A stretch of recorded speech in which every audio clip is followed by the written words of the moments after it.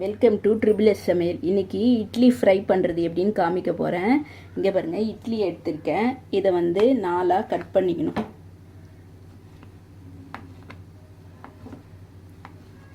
துண்டு துண்டாக கட் பண்ணிக்கணும். இதையுமே சின்னதாக கட் பண்ணிக்கணும். இங்கே பாருங்கள், நான் கட் பண்ணி வச்சுருக்கேன் ஆல்ரெடி.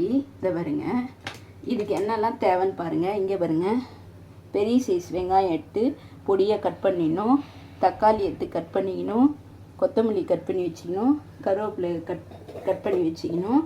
இஞ்சி பூண்டு பேஸ்ட்டு 1 ஸ்பூன்.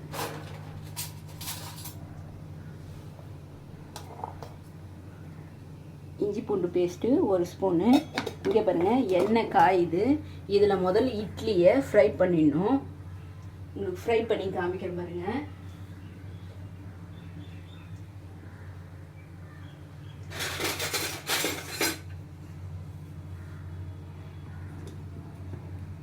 இது பாருங்கள், ஒரு 4 பீஸாக முதல்ல இட்லியை போட்டுக்கணும். போட்டுட்டு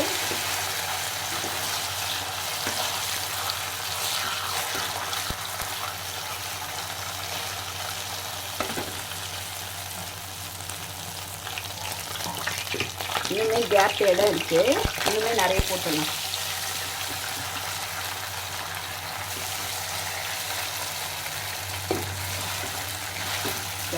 இட்லி வந்து இந்த மாதிரி ப்ரௌன் கலராக வந்த உடனே திருப்பி போடணும். திருப்பி போட்டு எடுத்து இந்த பிளேட்டில் வச்சிடணும். ஒரு பிளேட்டில் வச்சிடணும்.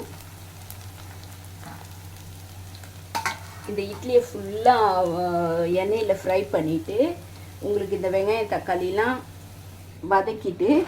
வதக்கும் போது காமிக்கிறேன் பாருங்கள்.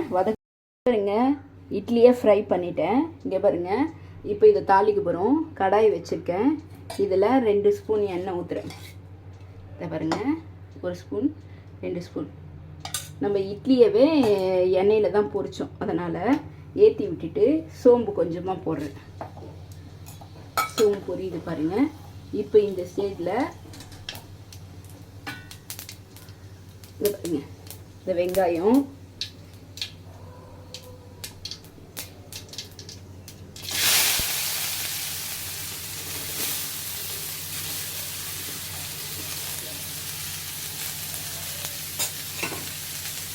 கொஞ்சம் வதங்கின உடனே இதை பாருங்க,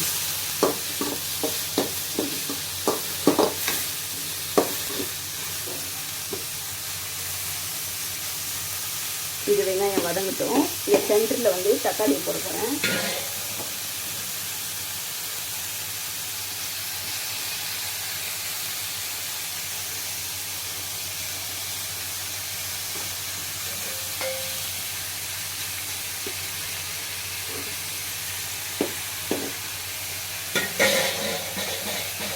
இது வந்து இஞ்சி பூண்டு பேஸ்ட் போட போகிறேன்.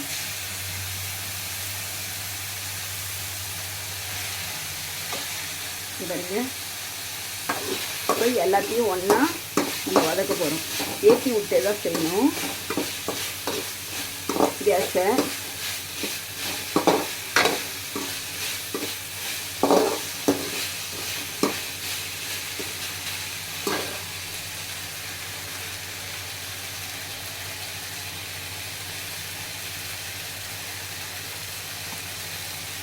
பாருங்க. இந்த வெங்காயம் தக்காளிக்கு மட்டும் உப்பு போட்டுக்கிறோம். இட்லியில் ஆல்ரெடி உப்பு இருக்குது, அதனால் வெங்காயம் தக்காளி மட்டும் உப்பு போட்டுக்கிறோம்.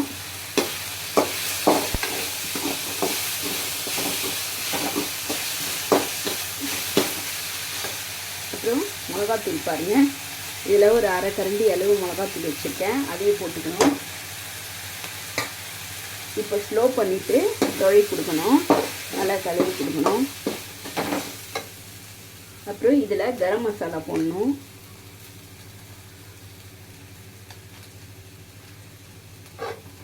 நல்லா இதை வதங்க விடணும். கொஞ்சமாக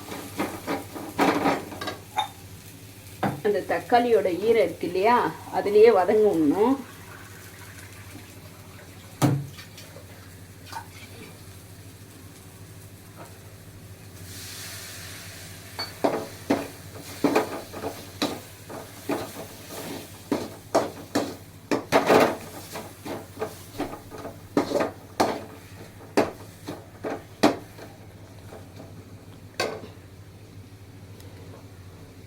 இப்போ இதில் வதங்கிடுச்சு. இங்கே பாருங்கள், இப்போ இதை இட்லியை போட போகிறோம். போட்டு நல்லா கிளறிட்டு கொத்தமல்லியை தூவி இறக்கிடணும். கிளறிட்டு உங்களுக்கு காமிக்கிறேன் பாருங்கள். இங்கே பாருங்கள், இட்லி ஃப்ரை ரெடி ஆயிடுச்சு. அழகாக டெக்கரேஷன் பண்ணியிருக்கோம்.